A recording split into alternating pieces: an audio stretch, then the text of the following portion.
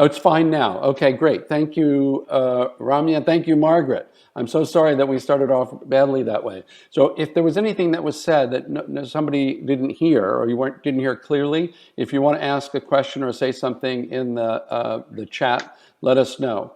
But so sorry, we got a little distracted there. But what we were talking about was this process of virtual design thinking and the fact that I think we agreed it's not as good. I really believe actually that Zoom is sort of death of a salesman. You can't be a salesman on Zoom because you don't have the same kind of interaction with someone.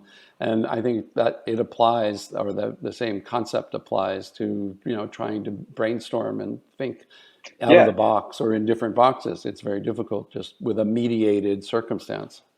Well, for brainstorming in particular, I definitely think that there's some major challenges. I mean, from what I understand on like the latest studies that have come out of Stanford on creativity, a lot of it has to do with a fear reaction, where people who are participating in brainstorms have ideas, but self-censor those ideas almost subconsciously. Yeah. Um, and that the goal of a good brainstorm is to try and get to sort of through various different exercises and sort of group dynamics that designers can influence in the room, to get people into a state where they're sort of out of that fear response. They're sort of quieting that fear response and having what David Kelly wrote a whole book on this. It's called Creative Confidence, in that brainstorming session. And I think over things like Zoom and Mural, that energy, that dynamic is really sort of hard to recreate. Yeah, The ideal I I would think is, agree. I would yeah, agree. the ideal brainstorming, I think, like, if you look at brainstorming like an anthropologist and imagine it as like a social exercise or ritual enacted by a group of people, I think one of the best examples of it, where there's sort of unfettered creativity, is children at play as they improvise in an imaginary space. And that is often what is sort of the goal, is to try and get into that space Hmm. when brainstorming. And yeah, you can't imagine kids doing the same thing like they do when they're sort of playing around in a playground over Zoom or Mural. It's that social dynamic, that social experience, that group activity is very different in this new world. Yeah, get it. And so after the ideation stage, let's just say you've had a like fantastic, ideation process.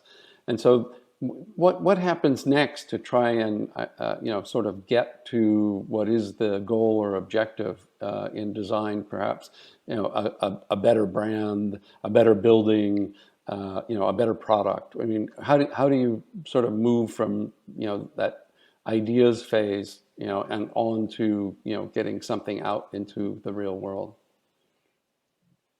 Before I answer that, I also want to caveat this like idea of design helping you reach a better building or a better water bottle, whatever it is you're trying to create a better version of, or maybe find a new product. Like design as applied to making something better isn't necessarily the real innovation that can happen from like good need finding and brainstorming. Often you will hopefully come up with things that are not like reinventions of something old, but like feel more innovative and original.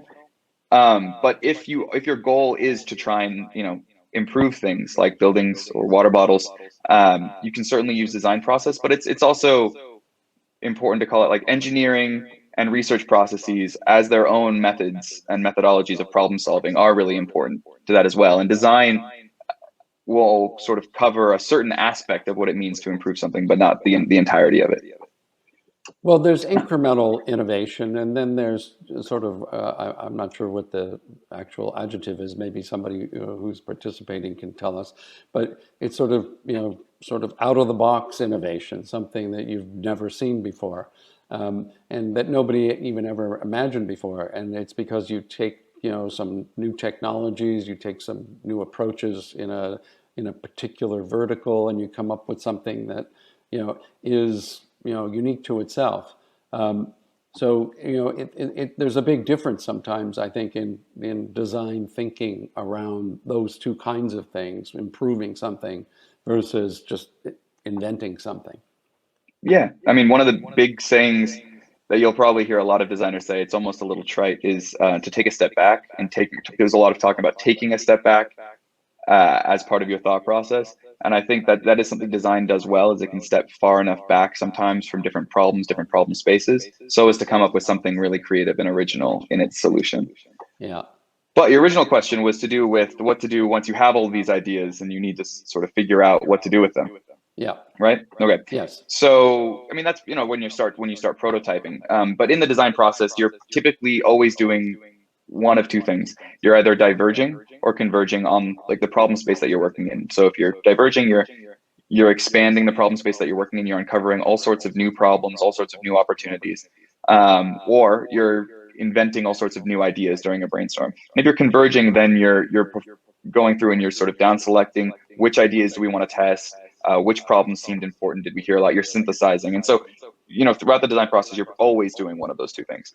And prototyping is very much a convergent exercise where you take the idea space that you've generated during a really good brainstorming sessions, and you come up with directions to try and questions that you need answered in order to inform which direction you go with.